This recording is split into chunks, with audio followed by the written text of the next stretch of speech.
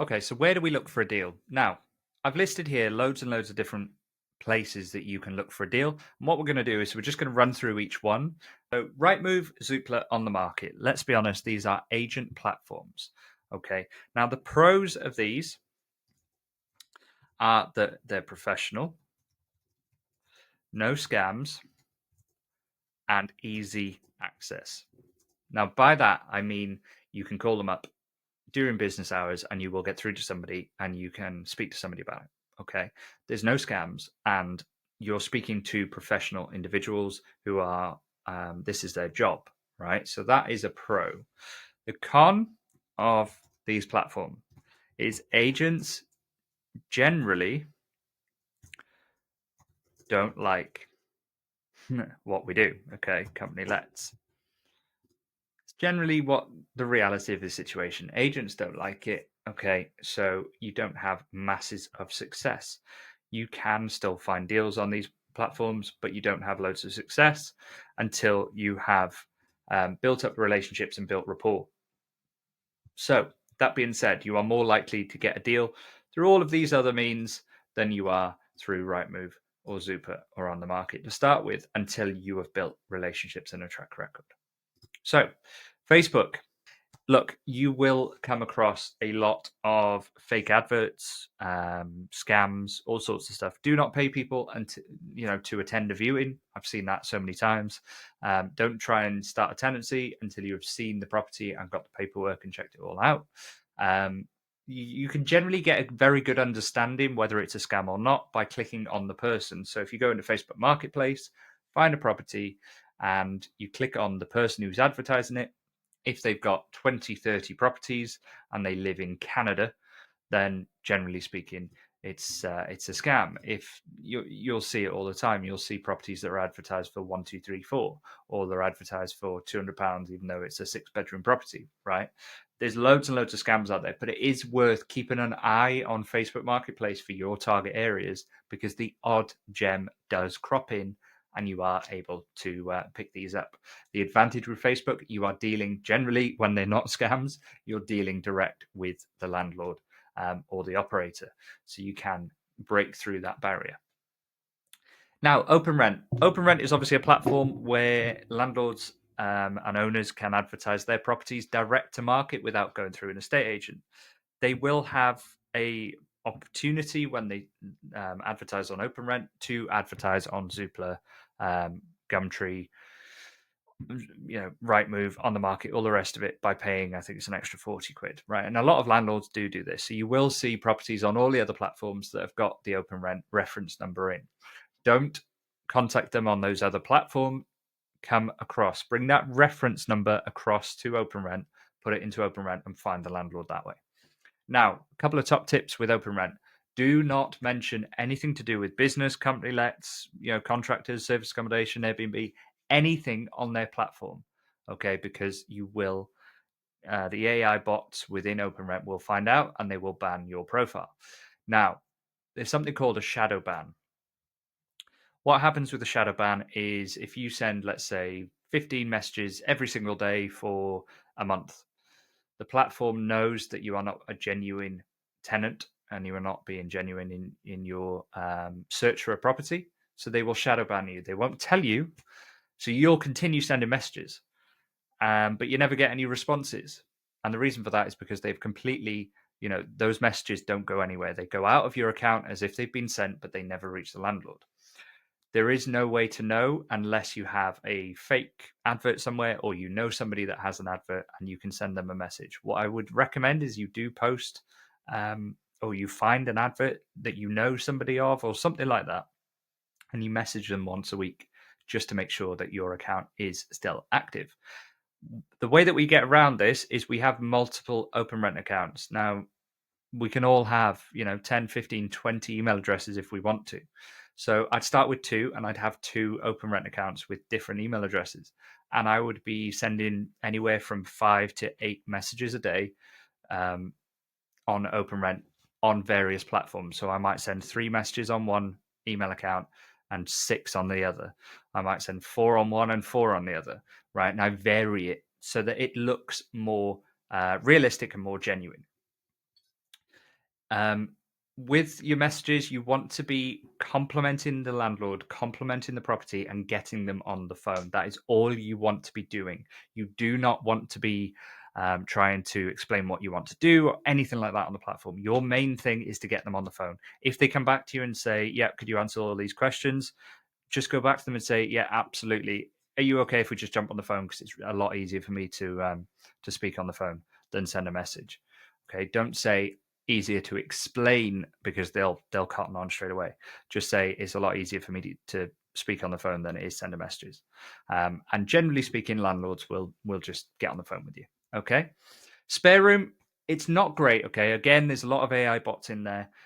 Generally speaking, it's more of a HMO or a single let platform than it is than what we're looking for.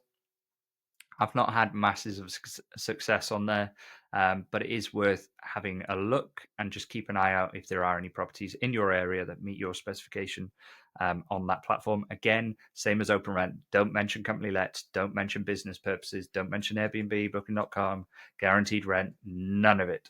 Okay, just get the person on the phone. What you'll find on both of these is quite often they'll put their phone number, so don't even bother messaging them. Just call them, right? Just call them. Simple as that.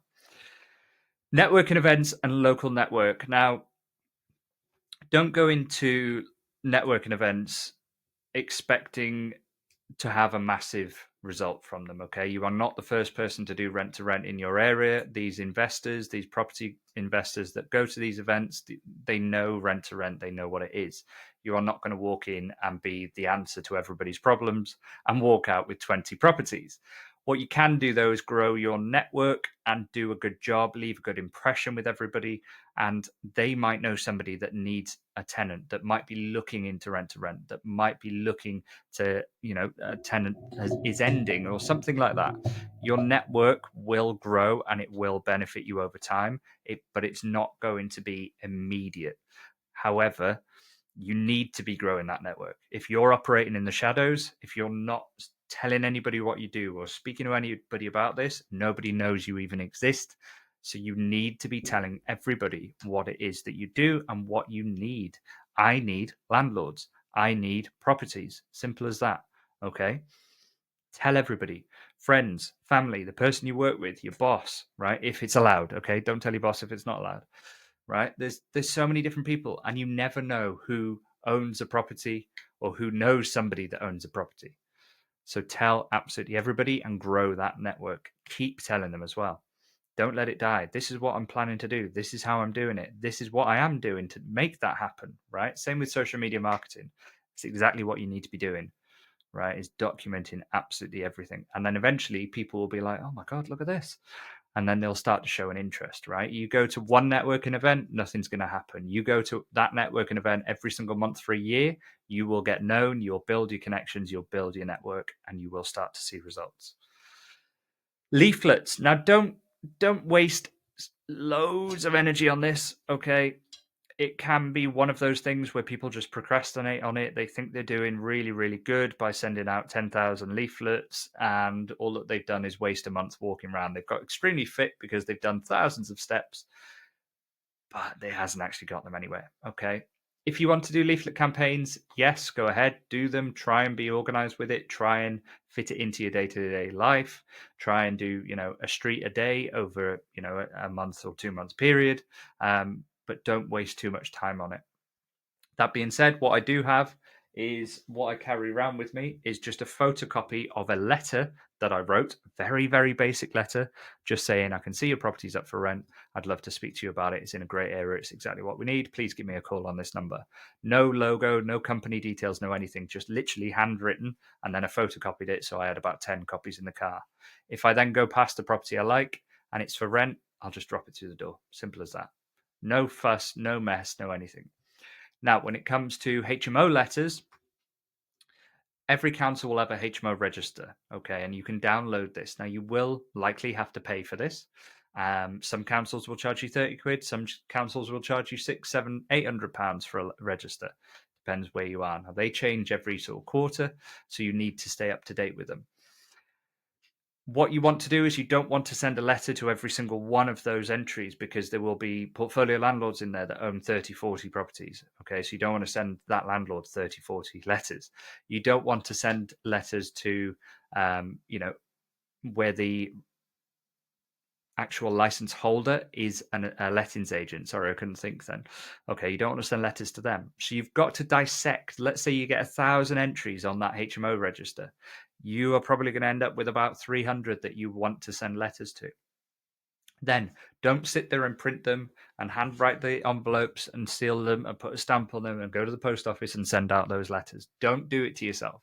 Yes, people say, nice yellow envelopes or pink envelopes or this, that, and the other stands out. No, it's been done over and over again, and it doesn't work. Okay, your time is more important, and therefore you need to be doing it through a mail sending service such as Stamp. And I'll just write it there, Stamp, or it might be double MP. Using that service, you upload your letter template, you upload the list of who it's going to be sent to, and it does it. It sends all 300 letters the next day, second class post. Okay, and it's done. It costs about 70 pence a letter, but your time is more important. Okay, doing it, handwriting them is a waste of time. Colored envelopes, waste of time. Printing them and writing the address on them yourself, waste of time. These letters, okay, you'll send them out once. You'll probably 300 letters. You'll probably get 1, 2, 3 responses. You target that same area 6 times over a year. You'll get more and more responses because people will see your letter over and over again. Whereas most times you'll get the letter through the post like this, and you go like that, and it'll go straight in the recycle bin, right? And then they'll get it, 2 months later, and they'll see it and they'll recycle it, and you'll get it again and they'll recycle it, and then it will land at a time where they're having a problem, a tenant's being a pain in the backside, or management agent, or whatever it is, causing issues. Then they'll give you a call. Okay, so you need to constantly, just like the networking, just like your local network, you need to constantly be turning up. And then direct to landlord. HMO letters are one way to go direct to landlord. The other way is if you find a property that you really, really like, potentially the agent isn't being receptive to you, the agent won't allow you to view the property, or they're not open to company lets, but you think this property is perfect, then get onto the government website and download that landlord's details and send them a letter directly. And explain in that letter, look, I tried to view the property, I tried to put my offer forwards through the estate agent or letting agent, and they weren't receptive. They won't open. They won't let me view the property, whatever it may be. So I thought I'd just send you a letter direct. What you're doing there is that landlord thinks that agent is doing everything that they can to let that property by you telling them, look, I want to rent your property, but the agent won't let me. It's putting doubt in their mind as to how good this agent is. And therefore they're like, yeah, I want to speak to this person. What's going on? Like, why? What's happening? What's your offer? Blah, blah, blah. Right. Try not to put too much in that letter. Don't spout on about guaranteed rent and this, that, and the other. Just say, look, we're a business working in the area and we really want to rent your property, but the agent won't let us. Would we be able to give us a call on this number?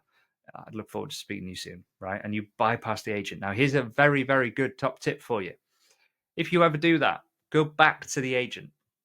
Say, look, I've done a deal direct with the landlord. You weren't open to it, but I've done a deal. Here's £200. There's your letting fee. And give that agent 200 quid, right? By doing that, you are showing that agent that, look, I'll work with you. I'm happy to work with you. I'm happy to pay your fees. But don't shut me down, because I will go around you and I will find the deal myself. And it motivates so many agents. Okay, so that's where we find our deals. I personally prefer these. Okay, your network, open rent, and spare room. That's my preferred set of finding deals. Rightmove, Zoopla, and all the rest of it. Once you've got agents on side, yes, that's a very good, consistent flow of leads.